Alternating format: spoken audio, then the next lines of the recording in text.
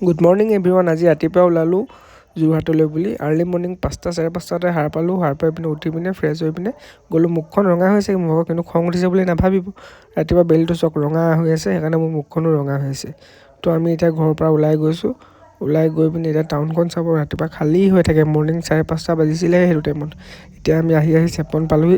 চেপনত আৰু বিহুমেলা চাবলৈ আহিবলৈ মন নাযাব, কাৰণ চেপনৰ বিহুমেলা বুলি ক'লে জুবিন দা আছিলে, যিহেতু এতিয়া আমাৰ মাজত সেইটো কাৰণে ইয়াতে পতা হৈছিলে বিহুমেলাখন।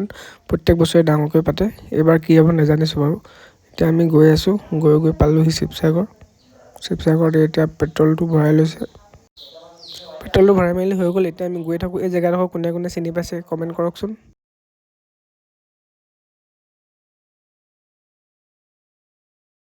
আহি থাকোঁতে দেখি পালোঁ ৰাস্তাত দুৰ্ঘটনা এটা হোৱা। এই ডাঙৰ টাম্পাৰখনে মাৰি দিলে সেইখন টাইলছ অনা গাড়ীখনক পিছফালৰ পৰা। ৰাতি মাৰি দিলে বুলি কৈছে। তো মই চাহ একাপ খাবলৈ সোমালোঁ। সোমাই মেলি চাইছোঁ বৰ বেয়াকৈ মাৰিলে। ভাল ইখনক মাৰি দিলে, এখনতো গ'লেই আৰু।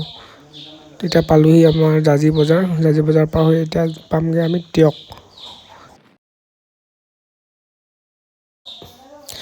পালোঁহি এতিয়া। আৰু বেলেগ টাউনত ভিডিঅ' বনাই নাথাকিলোঁ। ডাইৰেক্ট লিখা আছে মৰিয়নি তিতাবৰ পামগৈ আৰু য'লৈ যাব খুজিছোঁ। লাষ্টৰ ক্লিপটো চাওক কি ধুনীয়া। ভিডিঅ'টো ভাল লাগিলে লাইক এটা কৰি দিব। Bye bye.